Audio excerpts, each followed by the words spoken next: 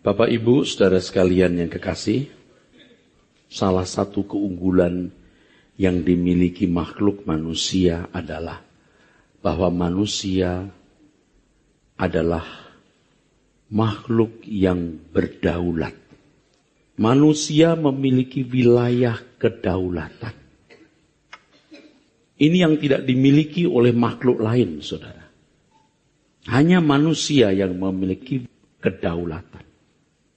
Itulah sebabnya manusia diciptakan Tuhan menurut rupa dan gambar Allah sendiri. Artinya, manusia memiliki komponen-komponen yang ada pada diri Allah.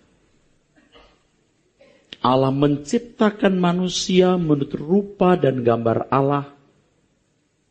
Artinya manusia memiliki komponen-komponen yang juga ada pada diri Allah sendiri. Yaitu pikiran atau rasio, perasaan, dan kehendak. Inilah yang memungkinkan makhluk manusia bisa memiliki kemampuan mempertimbangkan sesuatu. Dengan kemampuan mempertimbangkan sesuatu ini, manusia bisa mengambil keputusan. Manusia bisa memilih. Manusia bisa bertindak. Bahkan manusia bisa memiliki kreativitas seperti yang dimiliki oleh Allah. Tentu komponen-komponen yang dimiliki oleh manusia dalam volume atau kapasitas yang terbatas. Tetapi Allah sempurna dan tidak terbatas. Namun demikian, saudara. Walaupun manusia adalah makhluk ciptaan, memiliki kapasitas yang terbatas, Allah bisa mempercayai manusia untuk berdaulat atas suatu wilayah, yang wilayah itu dipercayakan kepada manusia. Di Kejadian pasal 1 ayat 28, saudara, Kejadian pasal 1 ayat 28, di situ nampak kedaulatan yang diberikan Tuhan kepada manusia. Yaitu ketika Tuhan berkata kepada manusia, ya, di Kejadian pasal 1 ayat 28, saudara sekalian. Kejadian 1 ayat 28. Allah memberkati mereka, lalu Allah berfirman kepada mereka, beranak cuculah dan bertambah banyak. Penuhilah bumi dan taklukkanlah itu. Berkuasalah atas ikan-ikan di laut dan burung-burung di udara dan atas segala binatang yang merayap di bumi. Khususnya di ayat 28 ini, Tuhan memberikan kepada manusia kedaulatan. Oleh karena manusia jatuh dalam dosa, saudara, maka kedaulatan manusia menjadi terbatas. Bumi sendiri menumbuhkan onak dan duri.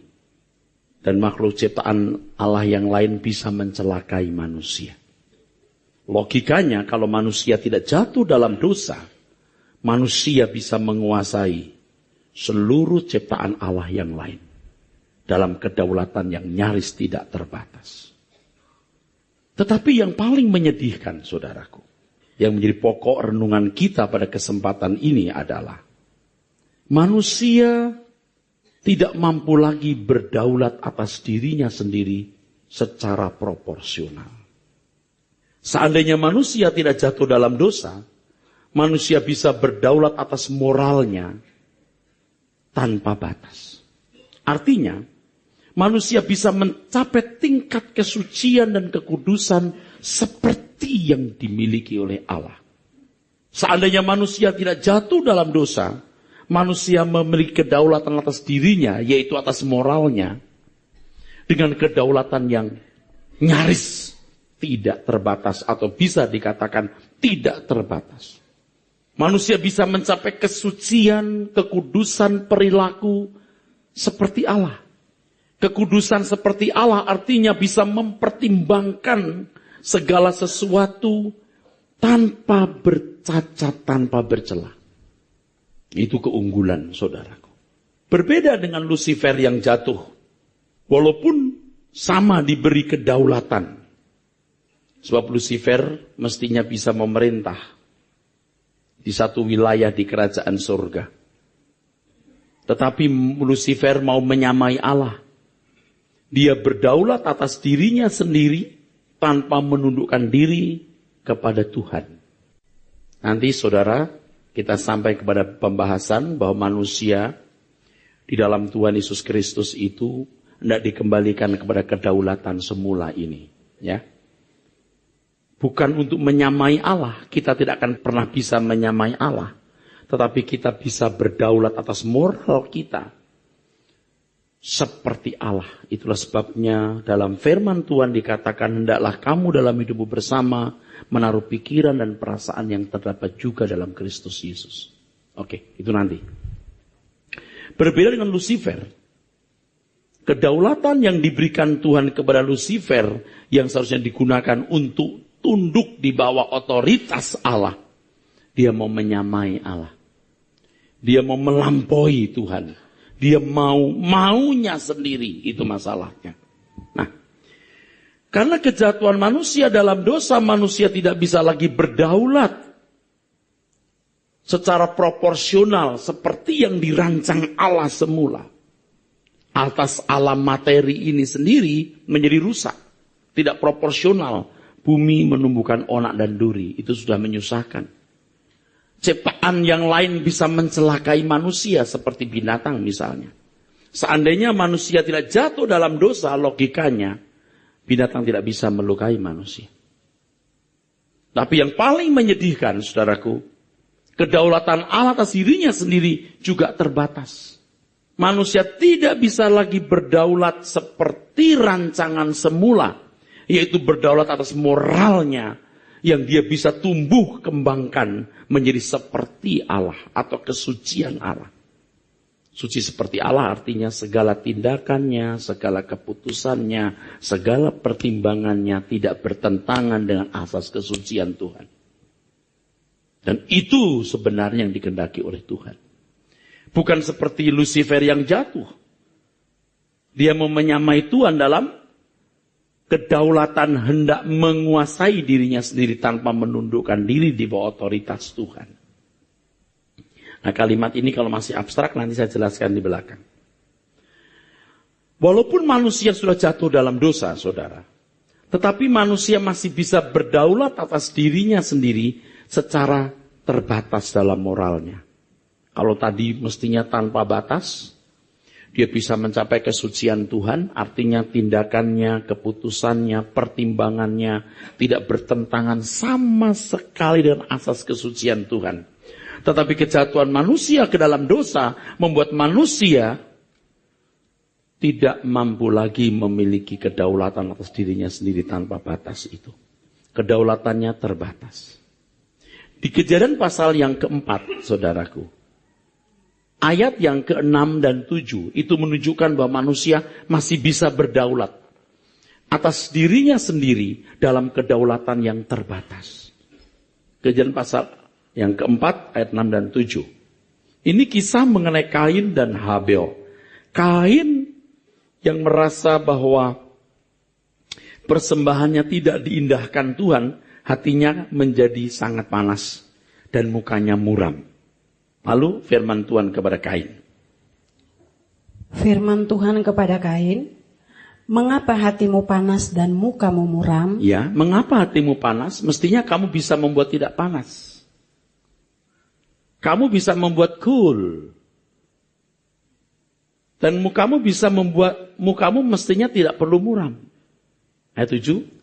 Apakah mukamu tidak akan berseri? Jika engkau berbuat baik. Ya, jika engkau berbuat baik berarti engkau bisa berbuat baik. Engkau masih bisa berdaulat atas moralmu.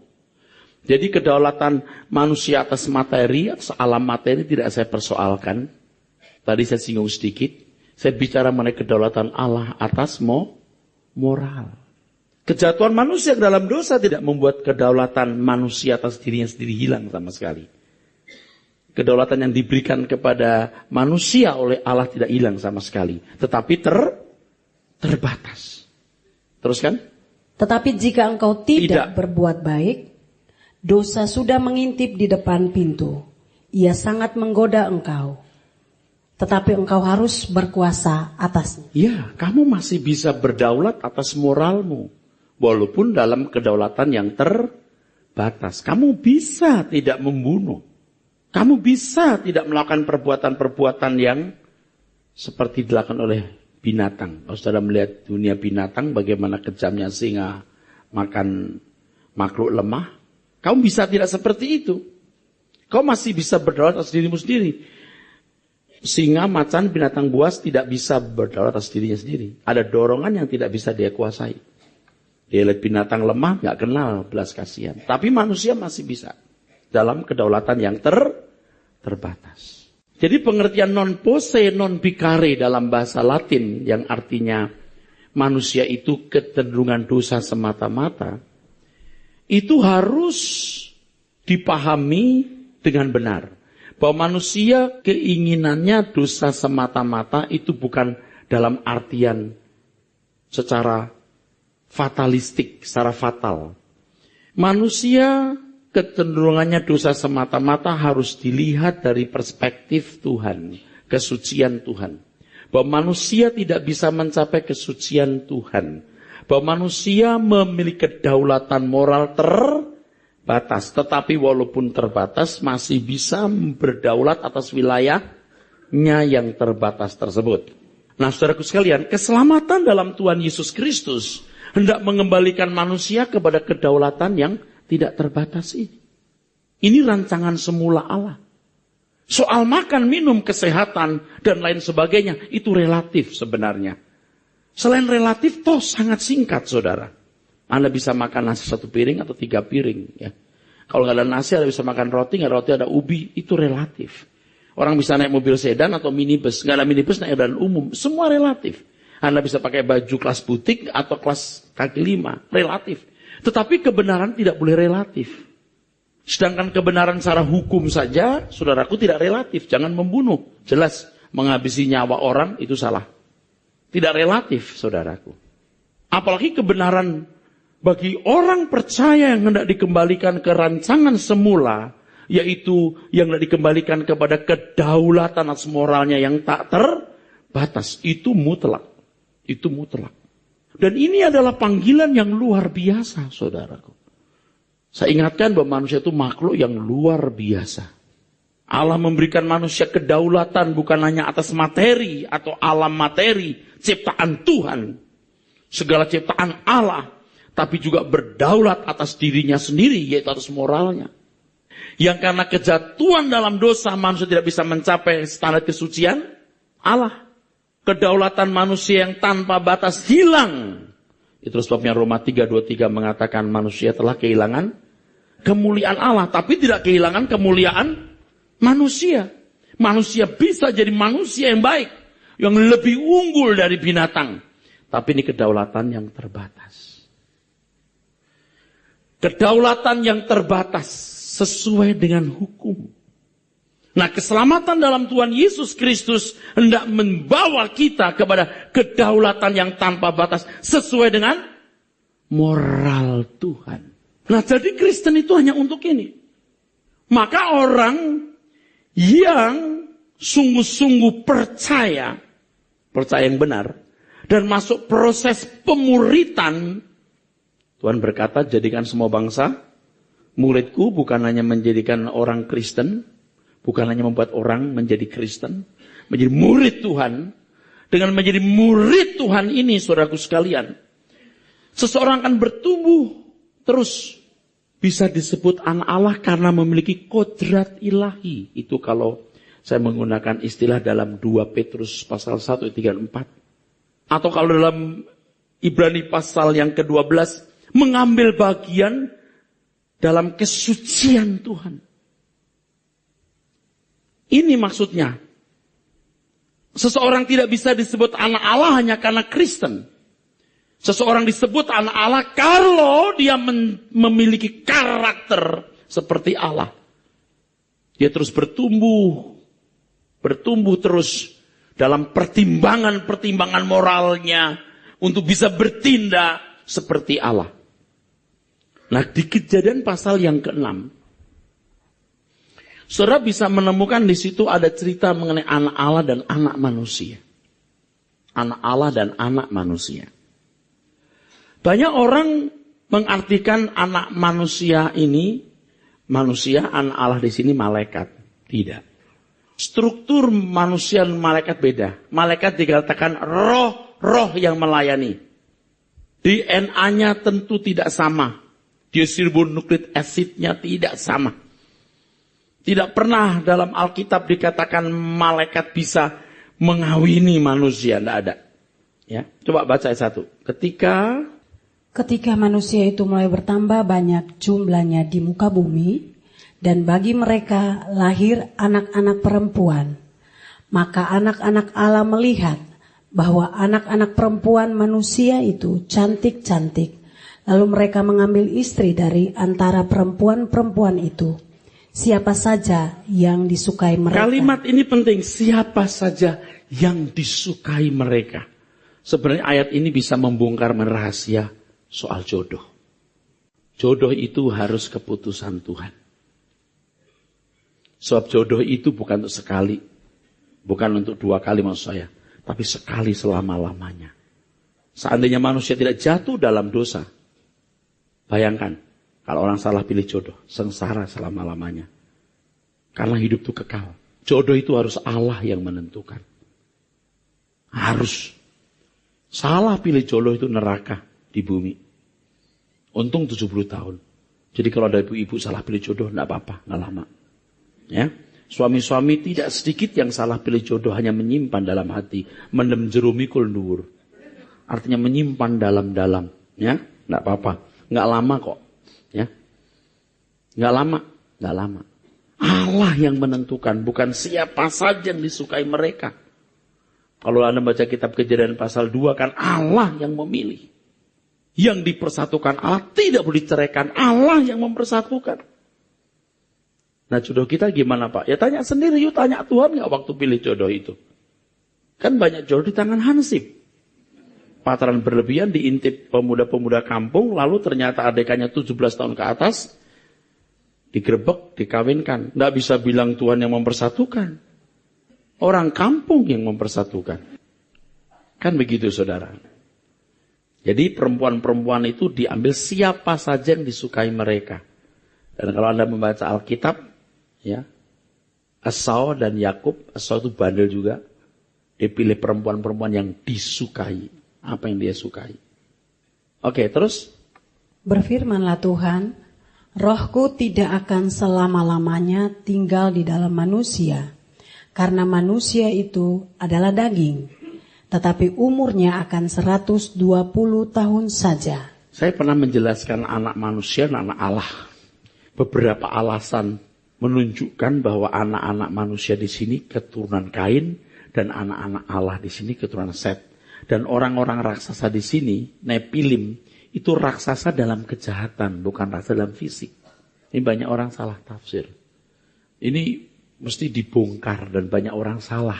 Hanya melihat terjemahan bahasa Indonesia, tidak melihat terjemahan bahasa Ibrani. Oke. Jadi walaupun manusia telah jatuh dalam dosa, Roh Allah tetap menuntun keturunan Set. Tetap menuntun. Jangan heran kalau ada satu sosok yang menjadi contoh. Bahwa manusia masih bisa lumayan baik walaupun tidak sempurna. Henok. Sampai dia bergaul dengan Allah diangkat. Mereka disebut anak-anak Allah karena mereka masih dalam pimpinan roh. Tidak dalam pimpinan dagingnya. Yang sampai pada satu titik ketika ditemukan bahwa manusia memang tidak bisa hidup sesuai dengan pertimbangan-pertimbangan Tuhan, tidak bisa hidup sesuai dengan pertimbangan-pertimbangan Tuhan, maka Roh Allah undur. Nah, anugerah itu artinya pemberian yang dibutuhkan manusia. Anugerah itu pemberian cuma-cuma tanpa manusia membeli, yaitu keselamatan dalam Yesus Kristus. Eksosia, kuasa, supaya menjadi anak-anak Allah. Kitalah orang-orang yang menjadi umat pilihan Allah, yang diberi kuasa supaya menjadi anak-anak Allah. Eksosi atau kuasa itu tidak otomatis membuat seseorang menjadi anak-anak Allah. Tidak otomatis. Harus proses pemuritan. Jika ada proses pemuritan berarti harus ada proses belajar, mengajar. Jemaat belajar, Tuhan mengajar lewat hamba-hambanya. Dan secara khusus Roh Kudus yang ditaruh Tuhan dalam diri seseorang. Di sini proses untuk supaya seseorang menjadi anak Allah. Menjadi anak Allah bukan sekedar status yang bersifat agamani. Karena menjadi Kristen lalu mengaku anak Allah. Tetapi berkeadaan, saudaraku sekalian. Berkeadaan sebagai anak-anak Allah. Berkeadaan seperti Bapa di sorga. Disebut anak Allah karena berkarakter seperti Allah. Dan Adam itu memang anak Allah. Yang diberi Tuhan kedaulatan untuk memiliki kemampuan kesucian seperti Allah. Artinya apa? Berpikir, bertindak, mengambil keputusan, mempertimbangkan seperti Allah. Bapaknya. Itulah sebabnya Tuhan Yesus berkata, kamu harus sempurna seperti Bapa. Kamu harus sempurna seperti Bapa. Orang percaya dipanggil untuk mengumpulkan harta di surga bukan di bumi. Artinya di 70 tahun umur hidup manusia. Manusia yang menjadi umat pilihan yaitu saudara dan saya harus fokus kepada hal ini. Soal makan, minum dan kesehatan diperjuangkan. Tetapi itu relatif. Tetapi untuk menjadi anak Allah yaitu memiliki kemampuan berpikir, bertindak, mengambil keputusan seperti Allah. Itu harus diperjuangkan. Nah banyak orang Kristen tidak mengerti hal ini saudara. Atmosfer berpikirnya masih seperti orang kafir. Nah, saya menyimpang sedikit, tetapi ini berkaitan. Walaupun sebenarnya yang saya mau bicarakan ini berkaitan dengan khotbah ini. Ya, saya katakan menyimpang karena ini bisa menjadi pokok khotbah khusus. Salah satu yang merusak kekristenan adalah ketika orang berurusan dengan Tuhan supaya mendapatkan kemudahan-kemudahan dalam menjalani hidup. Kelancaran-kelancaran dalam menghadapi masalah. Sebenarnya sikap seperti ini sikap tidak menghormati Tuhan, saudara. Sikap menuduh Tuhan sebagai jahat. Saya mengerti kalau itu orang Kristen baru atau masih kafir, saya bisa paham.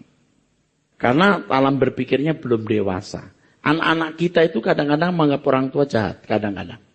Ketika ditarik-tarik, ya mamanya ditarik-tarik untuk beli satu mainan, terus orang tuanya bilang, enggak. Mungkin enggak ada duit, mungkin mainannya tidak mendidik. Seperti anak kecil minta pistol-pistolan, itu pelurunya kalau dibidik kan kena mata bisa buta. Mau nangis gimana pun tetap ditarik. Ada anak-anak yang menganggap orang tuanya jahat. Ya, tapi orang tua tidak mempermasalahkan karena ketidakmengertiannya. Kalau saudara sudah sekian lama jadi orang Kristen, sudah tua lagi umurnya, masih berurusan dengan Tuhan hanya dengan satu persepsi bahwa berurusan dengan Tuhan itu supaya jalan kita lancar, ada masalah ditolong oleh Tuhan, hidup bisa dijalani lebih gampang, ada perlindungan atau penjagaan. Tuhan itu seperti jahat, menarik orang datang kepadanya dengan memberikan persoalan.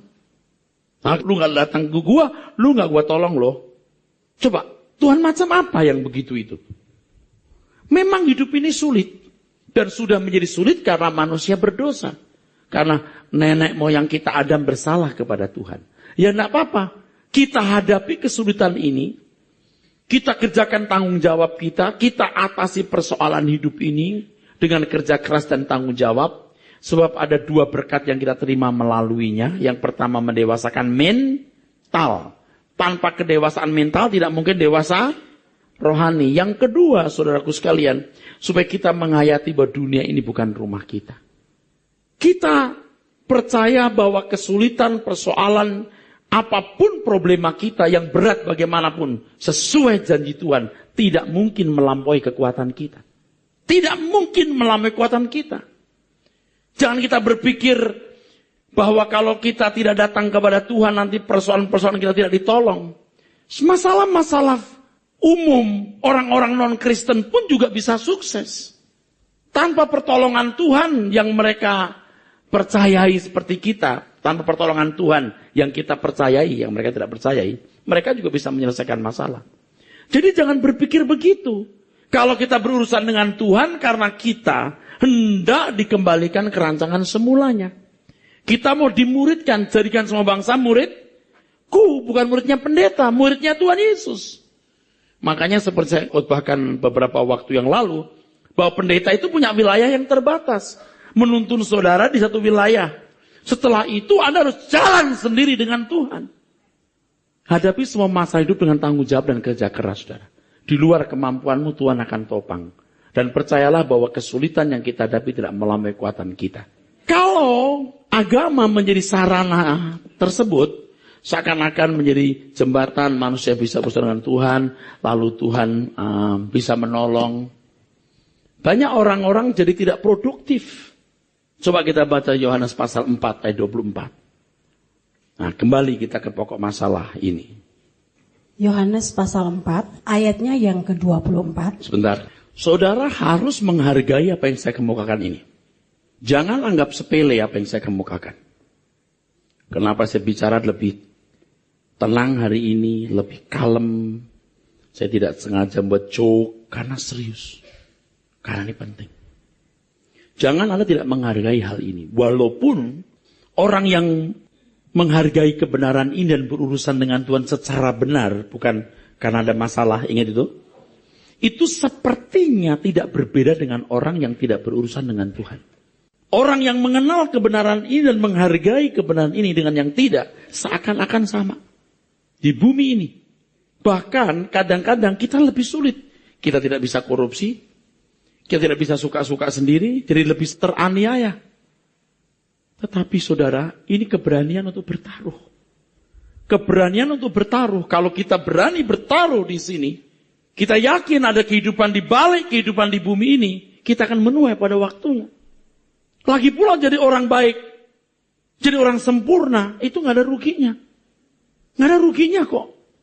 Nah, kecuali kalau orang memandang hidup dengan kacamata yang salah. Hidup itu bernilai, hidup itu berharga kalau manusia berdaulat dengan benar. Kalau zaman sebelum anugerah, orang berdaulat dengan benar atas dirinya, atas moralnya, sesuai hukum, dia berkualitas. Makanya ketika ada orang bertanya kepada Tuhan Yesus, Tuhan, bagaimana aku memiliki hidup yang kekal? Bagaimana hidupku berkualitas? Tuhan Yesus menjawab, lakukan hukum. Tetapi saudaraku sekalian, bagi umat perjanjian baru, bukan hanya melakukan hukum.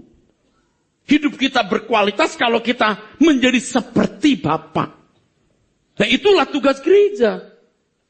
Walaupun sedikit atau hampir tidak ada peminatnya.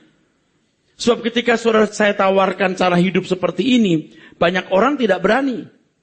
Lalu mulai banyak yang nyaris berani dan sangat sedikit yang berani. Yang berani saja harus bertarung melawan dagingnya. Ingat, hidup menurut roh itu anak-anak Allah. Dalam Roma pasal 8 dikatakan siapa yang hidup dipimpin oleh roh adalah anak Allah. Yang dibeli dagingnya bukan anak Allah. Manusia baik saja. Tapi bukan anak Allah. Saya cuma takut saudara sampai pada satu fase, satu stadium di mana Anda tidak punya kelenturan lagi. Kelenturan untuk diubah. Kalau fisik manusia, saudaraku, dulu waktu saya masih muda, saya bisa salto 1 kali, bukan 2 kali. Sekali aja. Di pasir. Atau di kolam renang. Yes, gitu. Sekarang mau latihan gimana saya gak yakin bisa. Udah gak lentur. Kebenaran itu selalu paralel. Yang fisik dan metafisik. Namun demikian sisa waktu yang ada ini usahakan saudara. Untuk masuk ke dalam wilayah kedaulatan moral yang tanpa batas tadi. Untuk menjadi seperti Bapa di surga. Hampir tidak ada yang berani. Sedikit sekali. Saya harap saudara termasuk yang sedikit. Walaupun ini jumlahnya bisa sampai 1000 dengan bawah ya. Ya sampai yang di lantai dasar juga atau mungkin ada di bagian-bagian lain yang bisa mendengar khotbah ini saudara. Ini kalau dibandingkan dengan jumlah sekian puluh atau ratus juta orang Kristen, kecil sekali, saudara. Kecil sekali. Dan harus diakui bahwa gereja kita ini memang tidak bertumbuh secara fisik. Gedung gereja kita nggak punya gedung gede-gede, duit kita juga nggak punya banyak, atau bahkan kadang-kadang ya pas-pas saja. Karena kita tidak bicara soal perpuluhan, tidak mengancam orang soal duit, kita hanya mengajarkan hal-hal yang tidak disukai. Cuman saya ingatkan kepada saudara, tanpa belajar menyukai apa yang tidak disukai, Anda nggak akan pernah benar. Kalau Anda biasa makan sembarangan lalu mau sehat, Anda harus belajar makan apa yang Anda tidak sukai sampai lidahmu menyukainya. Ini kesempatan langka. Hanya sekali, langka kan, unik. Dan singkat, saudaraku. Kekristenan itu tidak mengembalikan manusia kepada ini tadi. Yaitu kedaulatan moral tanpa batas. Makanya ya kalau ibu-ibu udah salah pilih jodoh, ditekan, ditindas suami. Hidupnya cuma ngurusin suami yang nakal, anak ikut nakal, itu kasihan. Kasihan. Kasihan. Atau suami sebaliknya yang ditindas oleh istri, kasihan. Dia kehilangan hidup, saudaraku. Tapi yang lebih parah hari ini adalah ya, ntar saya jawab, baca dulu, ada yang lebih parah. Yohanes pasal 4. Ayatnya yang ke-24. Ya.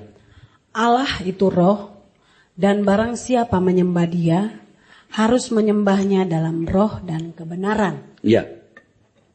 Ini perkataan kan muncul di tengah-tengah percakapan antara Tuhan Yesus dengan perempuan Samaria di Perigi Yakub, dekat kota Sikhar. Perempuan ini bukan perempuan baik-baik. Perempuan yang memiliki 5 laki-laki. Pada zamannya kalau perempuan seperti ini nekat. Karena kedapatan berzina dilempari batu. Kalau sampai 5 laki-laki digaulinya, ini pasti sudah super nekat, saudara. Ya, apa sih yang dicari kalau bukan 2 kemungkinan? 1, uang. 2, lust. Libido. Seks. Nah, saudara, dalam percakapan itu, menunjuk ada pesan atau kesan bahwa orang-orang Samaria itu sebenarnya ingin menyembah Allah di bait Allah. Tapi orang Yahudi melarang. Orang Samaria itu orang Yahudi yang berdarah campuran dengan orang-orang Asyur atau bangsa asing. Jadi tidak boleh menyembah Allah Yahweh di bait Allah. Maka mereka membuat penyembahan sendiri di atas gunung, namanya Gunung Gerizim. Tuhan Yesus berkata, nanti waktunya orang tidak lagi menyembah di Yerusalem atau di atas gunung, Gunung Gerizim.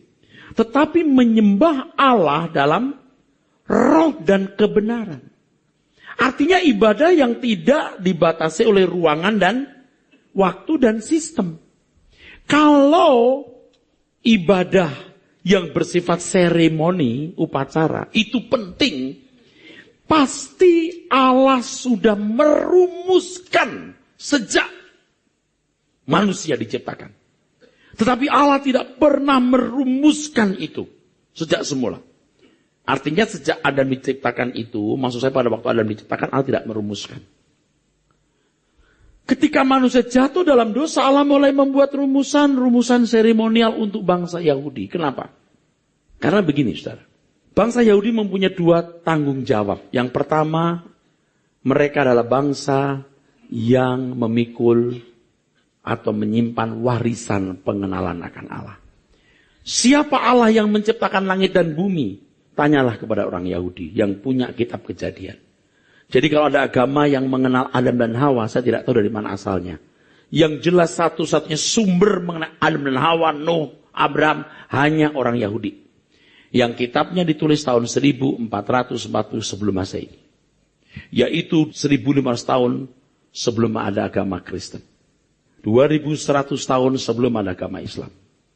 Nah, orang Yahudi ini kan bangsa nomaden, bangsa yang mengembara. Sesuai dengan panggilan Allah kepada Abraham ya. Abraham itu mencari negeri yang dijanjikan Allah, tentu adalah Yerusalem baru, tapi sampai mati Abraham tidak pernah masuk kota itu sampai nanti ketika Tuhan Yesus membangkitkan kita dan dunia diakhiri. Nah, Itu bangsa pengembara yang kemudian bangsa itu selama 430 tahun di Mesir sebagai bangsa budak. Bagaimana Allah memperkenalkan diri kepada bangsa itu bijaksana sekali. Ya, dengan menunjukkan kekuatan fisik. Lalu memberikan seremonial. Satu, harus berhenti bekerja. Kenapa? Menyembah Allah. Dalam pertemuan-pertemuan jemaah disampaikan hukum. Jangan membunuh, jangan mencuri, jangan berzina. Bangsa itu dilatih mengenal Taurat. Nah itulah agama. Agama Yahudi atau Yudaism. Dan banyak agama mirip seperti ini, saudara. Tapi kekristenan tidaklah demikian. Menyembah Allah dalam roh dan kebenaran. Berarti segala sesuatu yang kamu lakukan itu ibadah. Segala sesuatu yang kamu lakukan, artinya yang kamu perbuat, juga yang kamu ucapkan, juga yang kamu pikirkan. Harus sesuai dengan pertimbangan dan pikiran Tuhan. Dan untuk itu orang harus belajar serius. Sungguh-sungguh, saudaraku. Nggak bisa setengah-setengah. Ini ibadah yang sesungguhnya. Itu sebabnya Roma 12 ayat 1 mengatakan apa? Baca.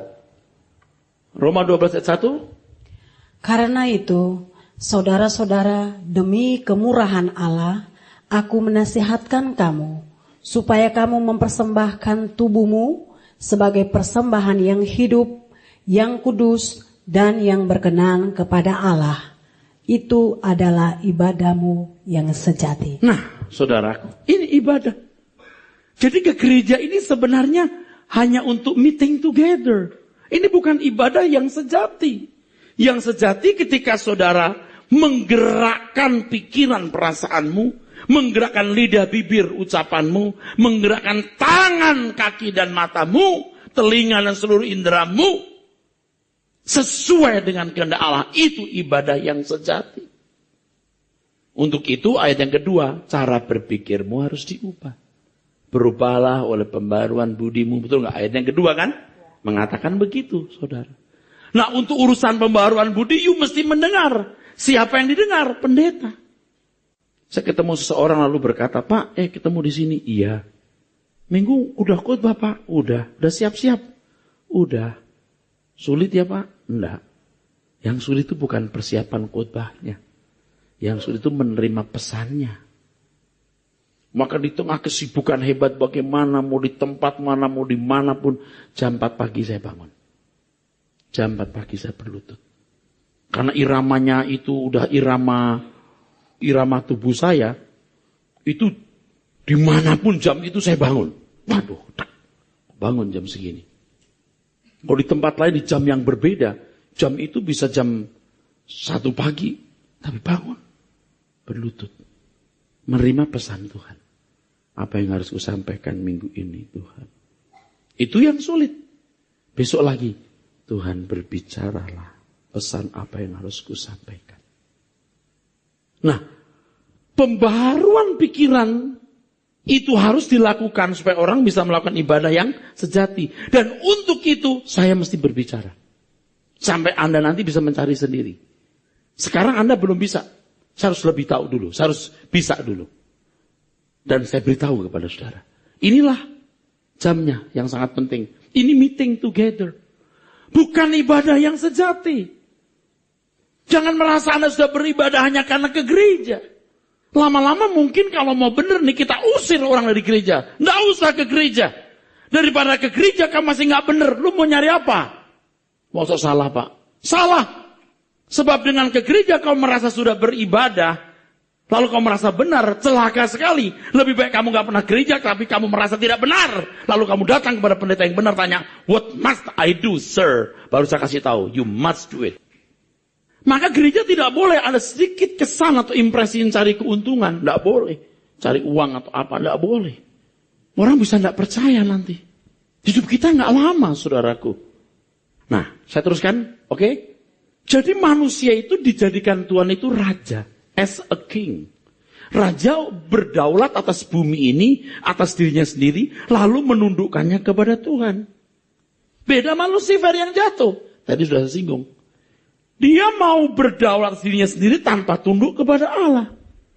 Makanya manusia diciptakan itu untuk jadi corpus delicti. Supaya Allah bisa berkata kepada Lucifer, kamu harus seperti ini. Maka terbukti Lucifer bersalah yang jatuh itu. Rupanya Adam gagal. Tuhan Yesuslah yang kemudian menggantikan Adam. Yohanes 4 juga, ayat 34. Di sini rupanya Yohanes 4 ayat 34 menjelaskan Yohanes 4 ayat 24. Baca, 34. Yohanes 4 ayat 34. Ya. Kata Yesus kepada mereka, makananku ialah melakukan kehendak Dia yang mengutus aku dan menyelesaikan pekerjaannya. Ya. Melakukan kehendak Bapa dan menyelesaikan pekerjaannya. Ketika Allah menciptakan langit dan bumi, lalu Tuhan berkata apa? Taklukkan. Bukan Allah yang menaklukkan, manusia yang menaklukkan. Manusia diberi kedaulatan menaklukkan alam fisik. Tapi yang metafisik, yaitu moralnya, harus dia taklukkan. Dengan moral yang tidak terbatas, yang bisa dikembangkan untuk bisa mencapai kesucian Tuhan, maka manusia mengalahkan Lucifer yang jatuh. Tapi Adam gagal. Tuhan Yesus yang menggantikan. Tuhan Yesus menang. Dengan terus menang, dia menjadi pokok keselamatan bagi orang yang taat kepadanya. Tidak kepada semua orang Kristen. Bagi yang taat kepadanya. Ayat yang ke-8 dari Ibrani pasal 5. Ibrani pasal 5 ayat 8, 9, 10. 8, 9 saja. Supaya lebih lengkap 7, 8, 9. Ibrani 5 dimulai dari ayat 7. Dalam hidupnya sebagai manusia. Dalam hidupnya sebagai manusia walaupun dia bukan manusia. Dia Allah anak yang tidak bersalah. Dia bukan keturunan Adam secara fisik. Terus. Ia telah mempersembahkan doa dan permohonan dengan ratap tangis dan keluhan kepada Dia yang sanggup menyelamatkannya dari maut. Kalau dia tidak taat, dia juga mati dan tidak pernah bangkit. Terus. Dan karena kesalehannya, ia telah didengarkan. Jangan seperti Adam yang salah, mati. Selesai. Mati. Dia bersungguh-sungguh untuk tidak mati. Maka ayat 8. Dan sekalipun ia adalah anak. Sekalipun dia bukan manusia keturunan Adam, tapi anak Allah. Ia telah belajar menjadi taat dari apa yang telah dideritanya. Di tengah-tengah penderitaan dia tetap taat, bukan mau-maunya sendiri. Not my will, Lord, but thy will. Thy will be done. Bukan kehendakku yang jadi, Bapa, kehendakmu lah. Itulah ibadah yang sejati. Itulah ibadah yang sejati. Terus? Dan sesudah ia mencapai kesempurnaannya, ia menjadi pokok keselamatan. Mestinya Adam yang jadi pokok keselamatan. Menjadi contoh. Jadi as a composer. Jadi penggubah. Terus? Bagi? Ia menjadi pokok keselamatan yang abadi bagi semua orang yang taat. Yang taat. Yang taat tadi, eksousia kuasa itu tidak otomatis membuat orang jadi anak Allah. Orang harus belajar supaya menjadi anak Allah. Nah setelah itu, kembangkan semua potensimu untuk kemuliaan Tuhan. Kenapa orang komunis begitu benci sama orang Kristen pada mulanya? Karl Marx itu keluarga pendeta, saudara. Bisa begitu benci sama orang Kristen lalu mulai mempropagandakan satu pernyataan agama itu candu. Membuat budak, menjadikan orang budak. Kenapa? Sebab orang jadi tidak mengembangkan diri secara proporsional. Tuhan hanya menjadi alat untuk mendapatkan kemudahan. Ya memang di sejarah kehidupan manusia ada orang-orang yang mengabdikan diri pada seni, pada sains untuk Tuhan dan mereka berprestasi. Tapi banyak orang yang tidak mengembangkan secara maksimal potensi yang dia miliki. Ini mesti khotbah khusus sudah sekalian. Saya sudah siapin. Yang tadi saya katakan saya menyimpang ya, itu sudah jadi bahan-bahan khotbah yang belum saya khotbahkan. Mesti kita mengembangkan potensi di bidang masing-masing dan setiap orang itu luar biasa. Memiliki keunikan yang tidak dimiliki oleh orang lain karena kreativitas Allah menyatakan setiap individu luar biasa. Cuman sering orang sampai pada batas umur tertentu tidak bisa mengembangkan lagi. Misalnya musik, sampai umur 60 tahun dia nggak pernah bisa nyanyi dengan bagus. Seorang seniman karena pernah bikin sesuatu, dia sudah bisa melatih tangannya, sudah terlambat. Oke, itu secara materi. Nanti kita akan bicara. Ini penting. Anak-anak kita harus mengerti hal ini. Supaya sekolahnya pintar, karirnya bagus, supaya bisa mengembangkan semua potensi dengan baik. Jangan hanya menguasai 1-2 bahasa, 5 bahasa, 6 bahasa. Bisa. Kenapa tidak bisa? Tergantung dia punya kesungguhan. Harus dagang yang pintar, hemat, dan lain sebagainya. Mesti dikembangkan itu. Nah sekarang saya baru bicara soal moral ini, saudara. Baru moral ini. Jadi jelas ya, saudara, kenapa Tuhan datang ke dunia. Dia tidak mengembalikan manusia perancangan semulanya itu. Manusia itu raja. Atas materi juga dirinya sendiri. I am a king. Saya raja. On my time, my money, all things I have. But I am under his authority. Tapi saya ada di bawah otoritasnya. Saya raja atas uangku. Jangan uang jadi rajaku. Halo? Aku raja sewaktuku. Bukan waktu menguasai hidupku. Aku menguasai waktu. Aku harus punya jadwal yang baik. Dan tundukkan jadwal. Kalau orang bilang, yuk makan. Wah saya nggak bisa. Nggak bilang nggak bisa. Ayo kita minggu ini kumpul-kumpul. Saya mesti ke gereja. Aku harus ke gereja. Kita raja. Tadi saya katakan kalau punya suami yang salah, istri yang salah, udah kacau. Betul nggak saudara? Anggap tadi ngomong itu. Punya teman yang salah, kacau juga. Mempengaruhi yang nggak benar-benar. Bisa nggak benar. Saya raja atas uangku. Tapi orang jadi budak atas uangnya. Kalau nggak pakai baju merek ini, kalau nggak pakai tas merek itu kurang prestis. Kalau mobilnya nggak begini, kurang wah. Jadi budak. Maka jangan heran. Ketika iblis menyuruh Tuhan Yesus, suruh menyembah iblis, dunia akan diberikan. Ketika seseorang mengingini dunia, dia menyembah iblis. Kenapa? Sebab dia under authority dari materi. Padahal manusia harus berdaulat atas materi. Nah kita sekarang ada di dunia yang rusak. Dunia nggak bisa kita harapkan lagi. Makanya kita harus berpikir, hidup itu fleksibel secara materi. Makan apa, pakai baju butik, atau kaki 5, tidak masalah. Harus fleksibel. Tapi kebenaran harus mutlak. Amin.